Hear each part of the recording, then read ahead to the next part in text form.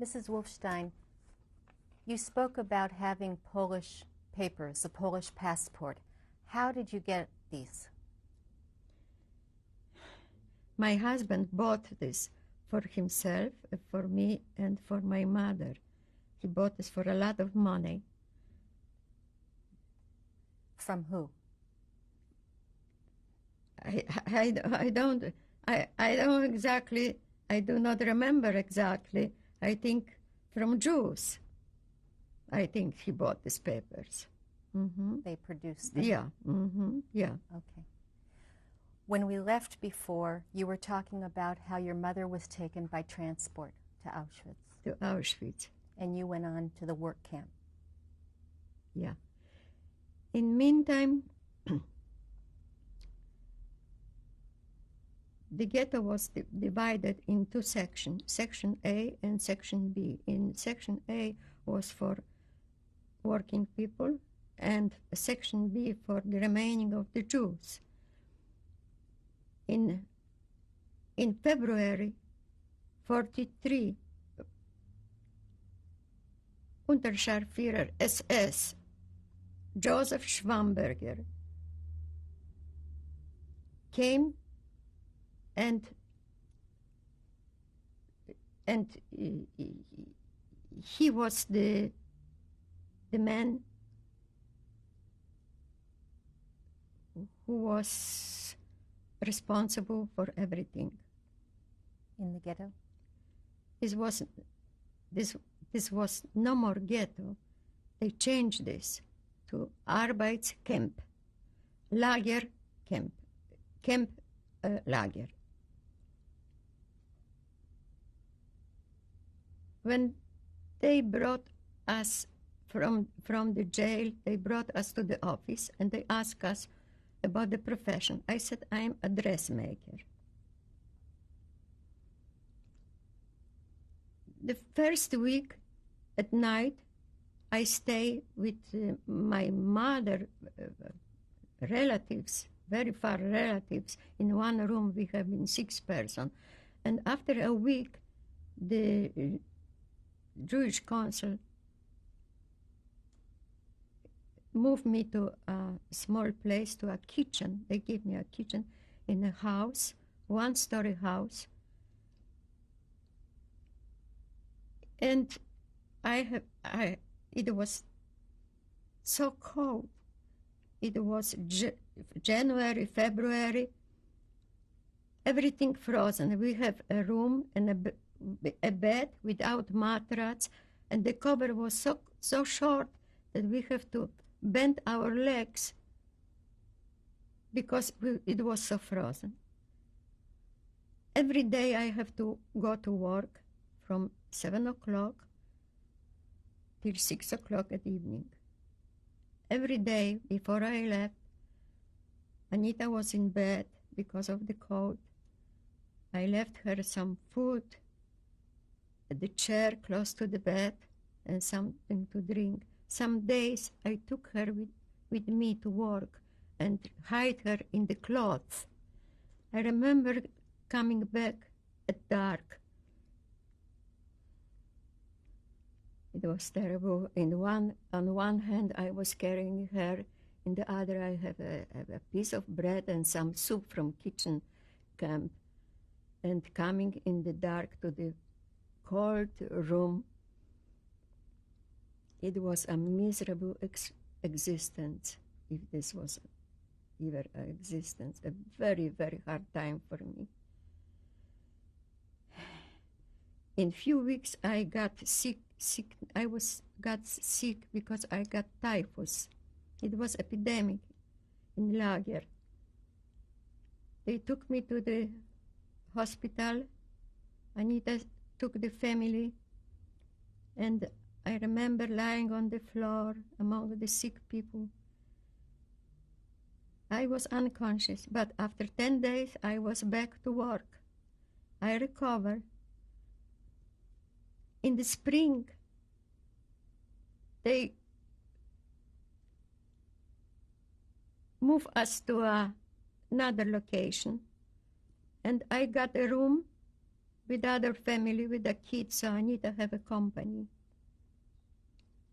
We have been working, and in meantime, the Schwamberger lived like a king in a beautiful villa, and the Judenrat bought for him, gave him gold, diamonds, everything to buy time, but didn't help.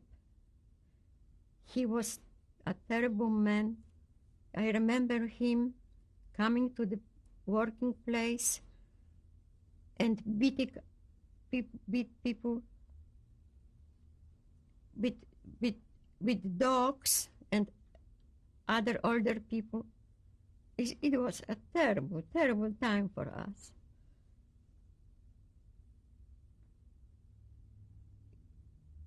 It was September, I remember September 43.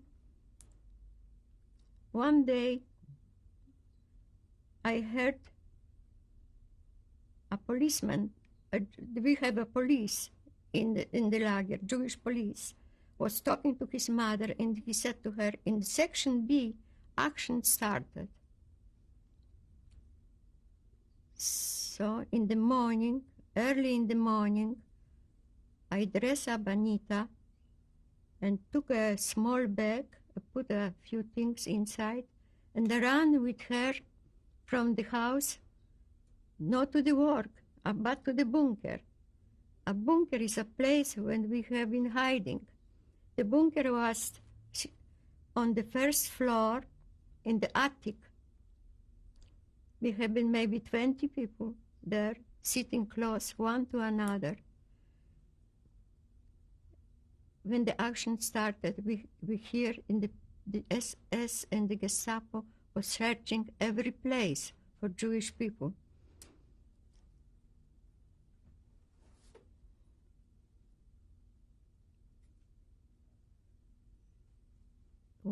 In one moment, we have been in a very big danger. A baby who started to cry. Or the father put a pillow on her mouth, but she didn't die. And Anita said to me, Mother, we are lost. She was 3 years old, but she was like a grown-up person. And when not her, I don't know if I would survive, because I have the permit to work. And I could, even if the action started, I could go to work. I don't know where to start. You were talking about the day you didn't go to work, you went to hide when you heard about the action. Mm-hmm. Yeah.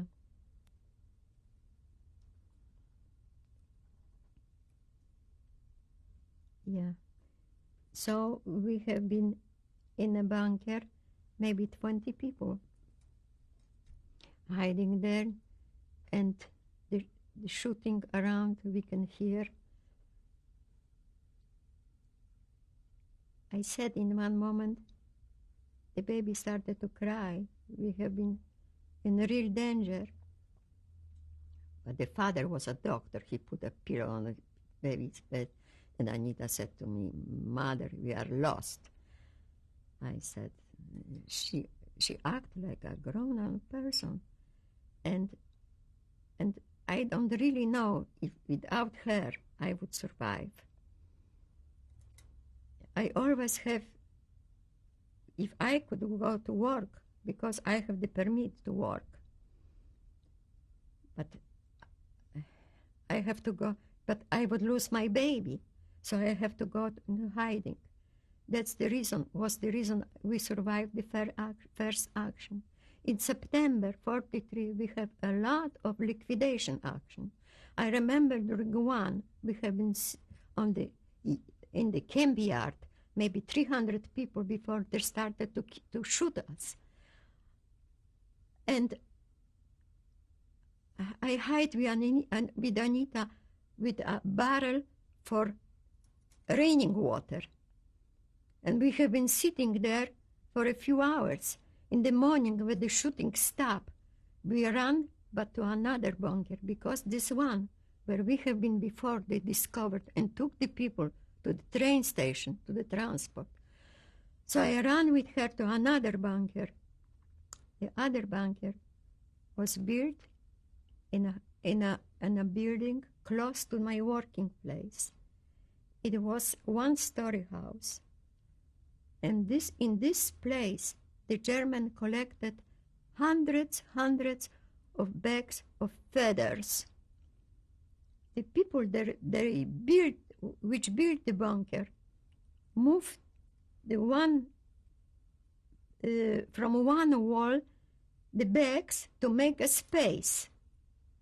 But to enter into the space, you have to take one bag from the floor and crawl inside. The action which started was a terrible action. We have been sitting there 6 people, and the place was very tiny, very small. We could hear the action, but we couldn't see.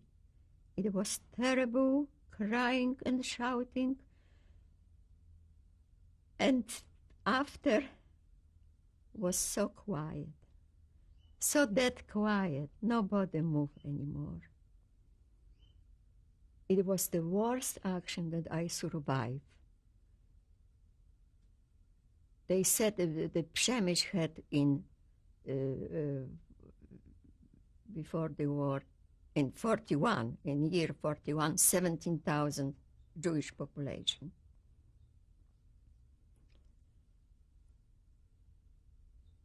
In this bunker, I stayed with Anita maybe for 2 weeks. Did you have any food? How I survive, how far I go in my memory, I cannot remember if he eat, if he drink. I couldn't remember absolutely nothing.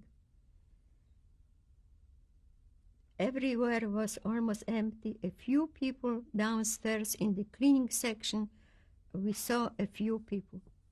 But the funny, it's something extraordinary happened to me when I was sitting in the small place.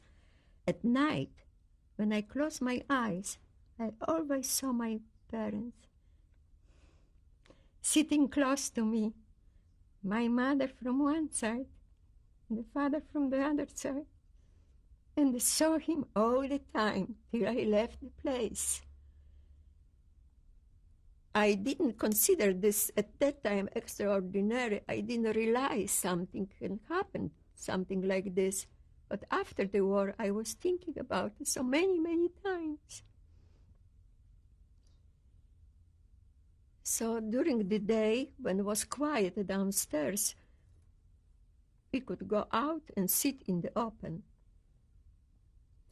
After a while, I didn't have any more my working permit. I was a dead person, still alive.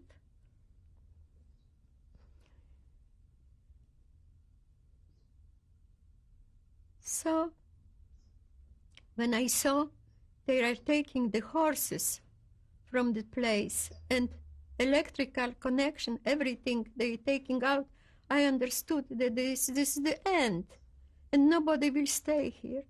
So I have to run from here if I want to survive. So in meantime, when I was in the lager, I got in touch with my people from the city where I was raised in Yaroslavl, and they, from time to time, sent me bread or sugar and so. How did you get in touch with them? It was very close. I wrote a letter from the people, the Polish people from the other side. They mailed the letters. Because in the ghetto we have Polish people, they have been working too. So a man, his name was Staszek, I don't remember his real name, he brought me packages to my working place. And I saw that the situation is so bad and I don't have any choice. I ran at noontime through the empty camp beside the danger, because on every corner was a guard, Ukrainian, with a gun. I ran to his working place.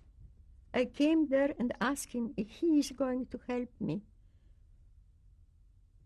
and take me from the fence when I will go out. and let me have sleep one night with my baby before the people from Yaroslav will pick me up. He promised me he will do it.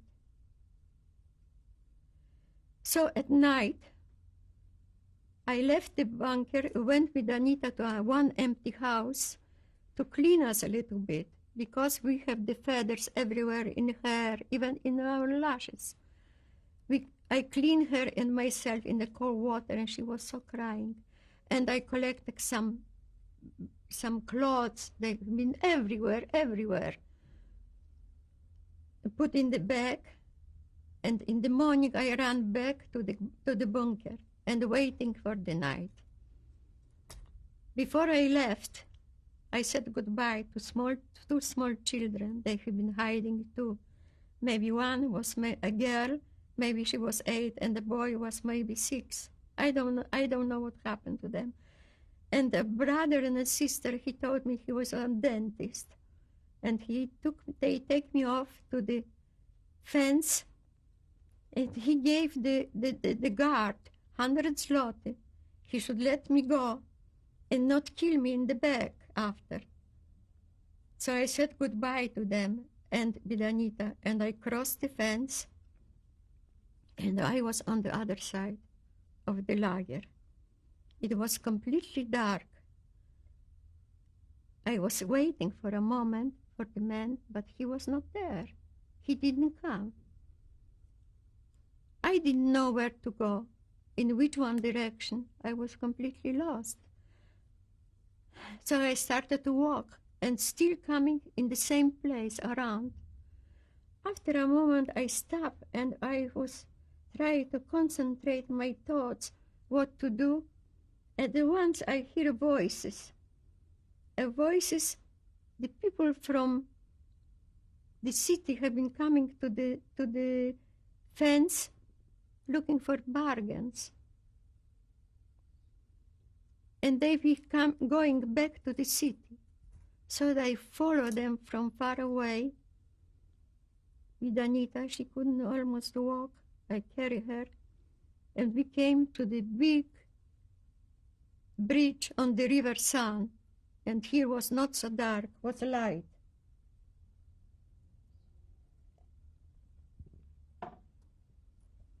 I remember a German riding a bike on the opposite side of the bridge. When he saw us, he stopped the bike and looked at us. My blood stopped cold. I started to walk very slowly and took Anita in my arms. He didn't approach us, but he looked at us. Maybe the guardian angel was protecting us. We have been, after a while we came into the city, but I didn't know where to go. So we've been walking. It was 9 o'clock at night, and the German, it was a curfew at 9 o'clock, or maybe 8 o'clock, and I saw German soldiers coming from the cinemas. And I have been walking with Anita. She couldn't walk and walk and walk. It was maybe 9 o'clock. And at last I find the street where the men live, but I didn't know the number. It was completely empty. No living soul around, nobody. At once I saw in one corner of the gate of the big house a man standing. I approached him and asked him, maybe he knows a man under this, in this name, can he tell me where he lives? He said, right here, my lady, on the first floor. It was a real miracle. I opened the door, came inside, and a woman, pregnant woman, was sitting with a man at the table. They looked at us and they said, you from the camp? And she was so scared. And the man went to look for her husband. He brought him back. He was completely drunk, but when he saw us, he's sober. What was the name of this man that you were looking for? His name was Staszek. I don't remember his name. He was working in the lager. He was collecting for German the furnitures after the action and brought the furnitures into the city. He took us from the house to the place where he collected the furnitures, make us a bed on the floor, brought us something to drink, and said goodbye. Anita fell asleep immediately, and I didn't realize at that time in how much danger we have been at that time. In the morning, he brought us breakfast, and he said, the people from Yaroslavl will come at night, and we have to travel by train. So at evening, he came and took us to the house. We washed a little bit, and it came to pick us up. Came my nanny daughter, Maria. The nanny when you were a young girl who worked for your family? Nanny was with us for 16 years. What was her name? name was Anna Hodain. Anna Hodain. And her daughter's name was Maria. And Maria came to pick us up. At evening, they took us to the train station. Staszek with another man took us to the train station. He bought us ticket and pushed me to the checking point. They shouldn't check me out. Maria with Anita traveled in separate compartments. He was a very nice man. He was a regular worker without education, but he was a wonderful man. I never saw him again, and I heard that he saved 20 people, the life of 20 people. So we traveled by train. I took a seat in the train close to a man. I started with him a conversation because it was full of German soldiers and they've been drunk. And I was afraid that somebody will bother me. After 1 hour, we arrived in Yaroslavl. I said goodbye to the man. I was sure he recognized that I was Jewish. So back in the city, when I was raised, I was completely stranger. We walked at night. It was pretty far. And we have been so tired. We came into Maria's place and we fall asleep in one bed. In the morning, she left for work, and her mother, Anna, came to took Anita and placed her with a Polish family. I was so glad. But the next day, she came back. She brought her back in a hurry. The people don't want her. And Anita was a very, very bad condition. She told me, "Mother, you don't love me anymore. You don't want me anymore."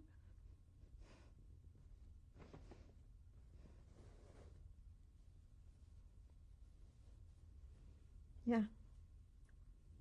So Maria didn't came for night anymore, and her mother told us we have to leave again because she cannot keep us, and we have to go back to Przemysl. At night, she took us to the train station, but we have been late. We missed the train, so we couldn't go back to the same place. She took us to her place.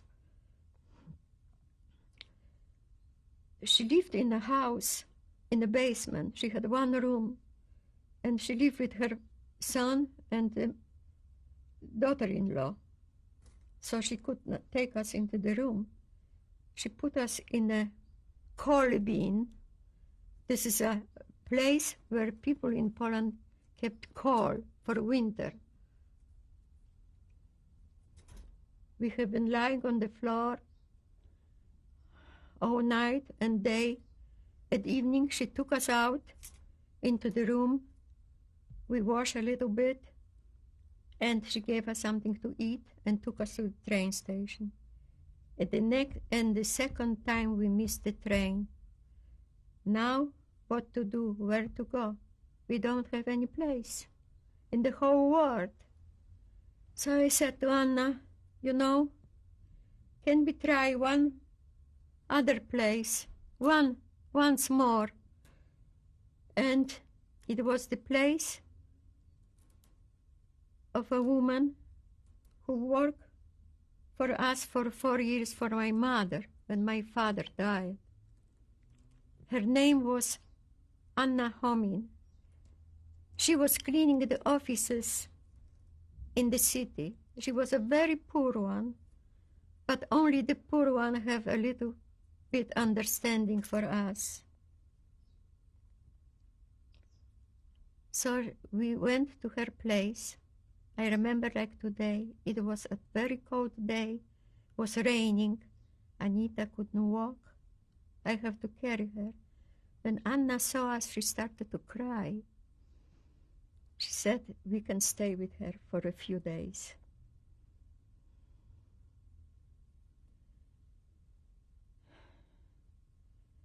When she left,